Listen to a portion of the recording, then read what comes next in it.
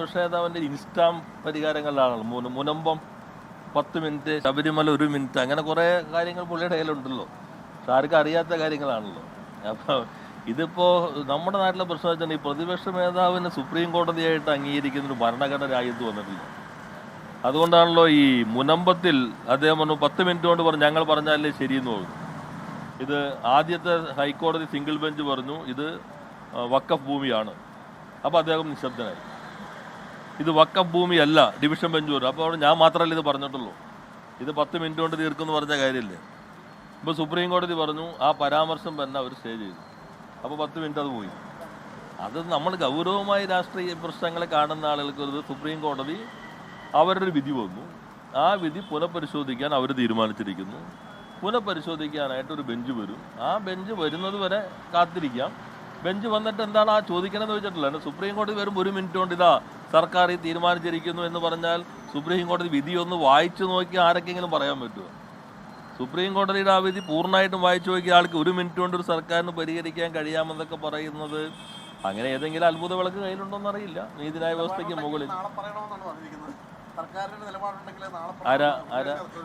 ഞാനതാ പറഞ്ഞത്, അദ്ദേഹം സുപ്രീം കോടതിക്ക് മുകളിൽ ഒരു പുതിയ കോടതിയായിട്ട് ഭരണഘടന അംഗീകരിച്ചാൽ കുഴപ്പമില്ല. നമ്മുടെ നാട്ടിലെ പ്രശ്നം എന്ന് വെച്ചാൽ ഭരണഘടനയുണ്ട്, കോടതിയുണ്ട്, കോടതി ഒരു വിധി പറയുമ്പോൾ അതിൽ റിവ്യൂ ഉണ്ട്, റിവിഷൻ ഉണ്ട്, ഇങ്ങനെ കുറേ സംവിധാനങ്ങൾ ഉണ്ടെന്ന് അറിയാത്ത ആളല്ലല്ലോ പ്രതിപക്ഷ നേതാവ്. സർക്കാർ നാളെ പറയണം എന്ന് പറയേണ്ടത് കോടതിയല്ലേ. അവിടെ മുമ്പിൽ കാര്യങ്ങളുണ്ടല്ലോ. അവരിപ്പോൾ ഈ ബെഞ്ചാണോ കേൾക്കുന്നത്, അതിന് പ്രത്യേകമായി ബെഞ്ചിലേക്ക് വരുമോ, അതൊക്കെ വരട്ടെ. അദ്ദേഹത്തിനൊരു അസാധാരണമായ തിടുക്കം, 1 മിനിറ്റിൻ്റെ തിടുക്കം ഇതിനല്ല, വേറെ കസേര കണ്ടുള്ള തിടുക്കം. ഇനി ഇത് കൂടി കിട്ടിയാൽ എന്തെങ്കിലും കിട്ടുമോ? നിങ്ങളെല്ലാം വഴി കെട്ടിപ്പൊക്കി കൊണ്ടുവന്ന ഇതിപ്പോൾ കാണാനില്ലല്ലോ. ഹൈക്കോടതി ശക്തമായി പറഞ്ഞില്ല അന്വേഷണം ശരിയായ ദിശയിൽ, ഇത് ഏതെങ്കിലും കുത്തുകേസ് പോലെയല്ല ഇത്തരം കാര്യങ്ങൾ. അത് അവസാനം അന്വേഷണം എവിടേക്ക് എത്തി? അന്വേഷണം ഇപ്പോൾ കൊടിമരം സംബന്ധിച്ചുള്ള വിജിലൻസ് അന്വേഷണത്തിലേക്ക് കോടതി തന്നെ നിർദ്ദേശിച്ചില്ലേ? കോടതി തന്നെ ഗൗരവമായ ചില നിരീക്ഷണങ്ങളിലേക്ക് എത്തിയില്ലേ? അപ്പോൾ അങ്ങനെ വന്നപ്പോൾ ഇപ്പോൾ അതിനെക്കുറിച്ചൊന്നും മിണ്ടുന്നില്ല. അപ്പോൾ അങ്ങനെ ഓരോ ദിവസവും ഓരോന്നുണ്ടാക്കി അദ്ദേഹം പറഞ്ഞ നരേറ്റീവ് ഉണ്ട്. അത് കനകലു സിദ്ധാന്തമാണ്. പ്രൊപ്പഗൻഡയിലെ ഒരു ഭാഗം നരേറ്റീവ്. കാര്യങ്ങൾ സൃഷ്ടിച്ച് പൊതുബോധം രൂപപ്പെടുത്താൻ ശ്രമിക്കുക. അതിനെന്തെങ്കിലും കിട്ടുമോ എന്നുള്ള തിടുക്കമല്ലാതെ ഇത് സുപ്രീം കോടതി പരിശോധിക്കട്ടെ. ഭരണഘടനാ ബെഞ്ച് ആണോ, എത്ര അംഗ ബെഞ്ച് വരുന്നു, അവർ സിറ്റിംഗ് വരട്ടെ, ആ സമയത്ത് നമുക്ക് തീരുമാനിക്കാം. അല്ല, അതെല്ലാം കോടതിയിൽ വരട്ടെ എന്ന്. നമ്മളെന്തിനാ ഈ അസാധാരണമായി തിടുക്കം കാണിക്കുന്നത്? അല്ല, അത് സിദ്ധാന്തം പറയുന്നതല്ല. മാറ്റം മാർക്സിന്റെ സിദ്ധാന്തമാണ്, അതെല്ലാവർക്കും അറിയാമല്ലോ. ഇത് കോടതിയെ കുറിച്ചുള്ളതല്ലേ. കോടതി ഇപ്പം എന്താ, കോടതി ഇത് നാളെ ഓർഡേഴ്സ് വയ്ക്കുന്നു. സ്വാഭാവികമായിട്ടും നമ്മൾ സാധാരണ നിലയിൽ പ്രതീക്ഷിക്കുന്നത് നേരത്തെ വിധി അടിസ്ഥാനത്തിൽ ഒരു ഭരണഘടനാ ബെഞ്ചാണല്ലോ കേൾക്കേണ്ടത്. ആ ബെഞ്ചിലേക്ക് വിടാനോ അല്ലെങ്കിൽ ആ ബെഞ്ച് രൂപീകരിക്കാനായിട്ട് ചീഫ് ജസ്റ്റിസിനാണ് സാധാരണ ബെഞ്ച് രൂപീകരിക്കുക. അതൊക്കെ വന്നിട്ട് ആ ബെഞ്ച് കേൾക്കുമ്പോൾ എന്തൊക്കെ പറയണമെന്ന് അവർ ആവശ്യപ്പെടുമ്പോൾ അപ്പം നോക്കിയാൽ മതിയില്ലേ. അവിടെ വെള്ളം കാണുന്ന വെച്ച് ഇവിടെ നമ്മൾ മുണ്ട് മടക്കി കുത്തി പോകേണ്ട കാര്യമില്ലല്ലോ.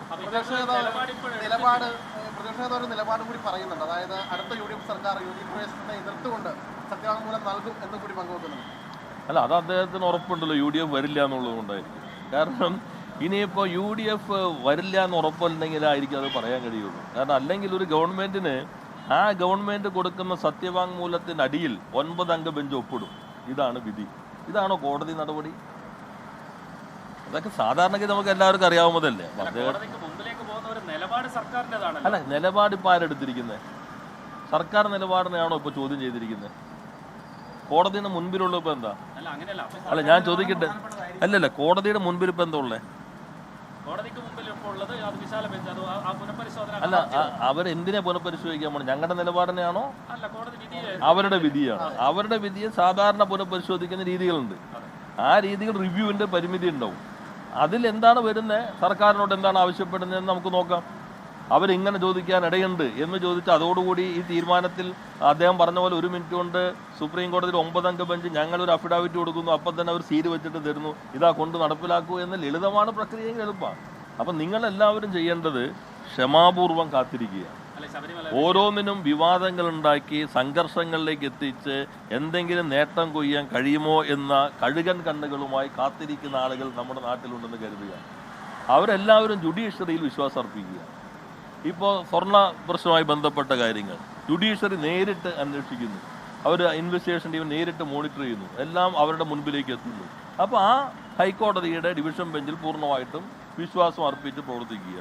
അതേപോലെ സുപ്രീം കോടതി ഇപ്പോൾ അത് ഓർഡേഴ്സ് വെച്ചിരിക്കുന്നു. അപ്പോൾ ഒരു ബെഞ്ച് വരട്ടെ, അത് വരുമ്പോൾ ബെഞ്ച് എങ്ങനെയാണ് സമീപിക്കുന്നത്, അവരിപ്പോൾ വന്ന വിധിയുടെ റിവ്യൂവിൻ്റെ സാധാരണ പരിമിതിക്കകത്താണോ അതോ പുതിയ വാദങ്ങൾ കേൾക്കാനാണോ? സാധാരണ അപ്പീലിൽ പോലും പുതിയ വാദങ്ങൾക്ക് പ്രസക്തിയില്ല. നമ്മൾ കോടതിയിൽ ഒരു കേസ് വിധി വന്നാൽ അപ്പീൽ ഘട്ടത്തിൽ നേരത്തെ ഉന്നയിച്ചതിൽ നിന്ന് വ്യത്യസ്തമായി പുതിയ വാദങ്ങൾ ഉന്നയിക്കാൻ സാധാരണ കഴിയില്ല. അതല്ല, കോടതി സാധാരണ റിവ്യൂ ഹർജി ഓപ്പൺ കോർട്ടിൽ കേൾക്കുന്നത് അസാധാരണമാണ്. ഇത് ഓപ്പൺ കോർട്ടിൽ കേൾക്കാൻ തീരുമാനിച്ചിരിക്കുന്നു. 9 അംഗ ബെഞ്ച് അത് സംബന്ധിച്ച് 9 അംഗ ബെഞ്ചായിരിക്കും കേൾക്കാൻ എന്ന് കരുതുന്നു. ആ ബെഞ്ച് വരട്ടെ, അത് സുപ്രീം കോടതിയെ സംബന്ധിച്ച് നിലപാട് സ്വീകരിക്കട്ടെ. അവർ ഉന്നത നീതിപീഠം ഏതു തരത്തിലാണ് പരിശോധിക്കുന്നു എന്ന് മനസ്സിലാക്കി നമുക്ക് നിലപാട് സ്വീകരിക്കാം. അല്ലാതെ ഇപ്പം എന്തെങ്കിലും വീണ് കിട്ടുമോ എന്ന് വെച്ചിട്ട് ആകാശത്തേക്ക് ഇങ്ങനെ നോക്കി ആ മാമ്പഴം പൂളി ഞങ്ങളുടെ വായിൽ തന്നെ വന്ന് വീഴുമോ, ഒരു സുവർണാവസരം ഇനിയും കിട്ടുമോ എന്ന് ഗവേഷണം നടത്തുന്ന ആളുകൾക്ക് ഇങ്ങനെ ചില കാര്യങ്ങളുണ്ടാവും. നിങ്ങൾ മാധ്യമങ്ങളുടെ നിലയിലും നമുക്ക് ഉത്തരവാദിത്വമുള്ള ആളുകൾ എന്ന നിലയിലും അനാവശ്യമായിട്ടുള്ള ചർച്ചകൾ ഒരുക്കി സുപ്രീം കോടതിയെ സ്വതന്ത്രമായി അവർ പ്രവർത്തിച്ചോട്ടെ, അതിന് വിടുക എന്നതാണ് എല്ലാവരും സ്വീകരിക്കേണ്ടത്. ഈ ആഗോള അയ്യപ്പ സംഗമത്തിലെ ഹൈക്കോടതിക്ക് മുമ്പിലേക്ക് ഒരു തെറ്റിദ്ധാരണ ഉണ്ടാക്കുന്ന രീതിയിലുള്ള ഒരു കണക്ക് വന്നിട്ടുണ്ടോ? താങ്കൾ നിയമമന്ത്രി എന്ന നിലയിലാണ് ചോദിക്കുന്നത്. ഹൈക്കോടതി തന്നെ അതിലൊരു പരാമർശം നടത്തി, ഇതിലും കണക്കിലൊക്കെ പൊരുത്തക്കേടാണ്. അങ്ങനെ ഹൈക്കോടതിക്ക് തോന്നാൻ ഭാഗത്തുള്ള ഒരു കണക്ക് കോടതിക്ക് മുമ്പിലേക്ക് എത്തി, അതൊരു അസാധാരണത്തുണ്ട്. അത് സാധാരണഗതിയിൽ ഇപ്പം നമുക്ക് ആദ്യം ഇന്റേണൽ ഓഡിറ്റ് ഉണ്ടാവും. നമ്മൾ ഏത് സ്ഥാപനത്തിൽ ഏത് പരിപാടിയാണെങ്കിലും ചിലതിന് ഇന്റേണൽ ഉണ്ടാവും, എക്സ്റ്റേണൽ ഓഡിറ്റിംഗ് ഉണ്ടാവും. ഇന്റേണൽ ഓഡിറ്റിംഗ് ആകുമ്പോൾ അവർ ആദ്യം കണക്ക് നോക്കും, പരിശോധിക്കും, വൗച്ചറുകൾ പരിശോധിക്കും, റെക്കോർഡ് പരിശോധിക്കും, ഏതെങ്കിലും പൊരുത്തക്കേടുണ്ടെങ്കിൽ അവർ കുറിയിടും. അപ്പോൾ ആ സ്ഥാപനത്തിന് അത് സംബന്ധിച്ച് വിശദീകരണം നൽകാം. ആ വിശദീകരണം തൃപ്തികരമാണെങ്കിൽ അതിനനുസരിച്ച് അവർ മാറ്റം വരുത്തും. തൃപ്തികരമല്ലെങ്കിൽ അവർ നൽകുന്ന റിപ്പോർട്ടിൽ അത് ചൂണ്ടിക്കാണിക്കും. അതിനടിസ്ഥാനപ്പെടുത്തി ചെലവിനാണെങ്കിൽ എക്സ്റ്റേണൽ ആയിട്ടുള്ള ചിലത് CAG ഉണ്ടാവും. ഇത് സാധാരണ ഒരു ഓഡിറ്റർ സ്വീകരിക്കേണ്ട ഒരു നടപടിക്രമവും ഒറ്റ നോട്ടത്തിൽ നിങ്ങളൊക്കെ അവതരിപ്പിച്ചനുസരിച്ചാണെങ്കിൽ ഓഡിറ്റർ മുഖ്യമന്ത്രി കിടക്കാൻ ഒരു കട്ടിൽ ഓഡിറ്റർ കണ്ടെത്തിയെന്ന്. പക്ഷെ ഓഡിറ്റർ അതുപോലും നിങ്ങൾ ചിലർ ആഡ് ചെയ്യുകയാണ്. ഇപ്പോൾ അത് അവിടെ എല്ലാം തോന്നുന്നു. എന്ന് വെച്ചാൽ അത് പോയി കഴിഞ്ഞാൽ നിങ്ങൾക്കറിയാം മുഖ്യമന്ത്രിക്ക് കിടക്കാൻ പ്രത്യേക കട്ടിൽ ഇതാണ്. അപ്പോൾ തന്നെ വേറെ സിദ്ധാന്തം ഉമ്മൻചാണ്ടി കിടക്കുന്ന കട്ടിൽ റെഡിയാക്കി വെച്ചേക്കാണ്. ഇത് വെച്ചിട്ട് പോകാനുള്ള തയ്യാറെടുപ്പോട് കൂടിയാണ്. ഇപ്പോൾ നിങ്ങൾ ശ്രദ്ധിച്ചാൽ നമ്മുടെ നാട്ടിലെ ഇലക്ഷൻ അനാലിസിസ് ചെയ്യുന്ന ഏജൻസികളുടെ ഫീസ് ഈടാക്കുന്നതിൻ്റെ പ്രധാന കമ്പോണൻറ്റ് മീഡിയ മാനേജ്മെൻറ്റിനാണ്. അത് ചിലപ്പോൾ 50 കോടി 100 കോടിയൊക്കെ മീഡിയ മാനേജ്മെൻറ്റിന് ചെലവഴിക്കുന്ന രാഷ്ട്രീയ പാർട്ടികൾ കേരളത്തിലുണ്ട്. അപ്പോൾ അവർ തന്നെ ആദ്യം ഒരു നിർമ്മിതി ഉണ്ടാവും. ആ നിർമ്മിതിയുടെ പ്രതികരണങ്ങൾ വരും.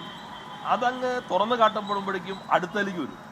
അപ്പോൾ നമ്മളിതിപ്പോൾ സഭയിൽ ഞങ്ങൾ ചില കാര്യങ്ങൾ ചോദിച്ചില്ലേ, ഇപ്പോൾ വളരെ ഗൗരവമായൊരു പ്രശ്നം ഞാൻ പറഞ്ഞു. ഈ ശബരിമല കേസിൽ അകത്ത് കിടക്കുന്ന പ്രധാന പ്രതി അദ്ദേഹത്തിൻ്റെ 2 കോടിയോ മറ്റോ എവിടെ നിക്ഷേപിച്ച് കാണാനില്ല എന്ന് ഇപ്പോൾ വാർത്തകൾ കാണുകയുണ്ടായി.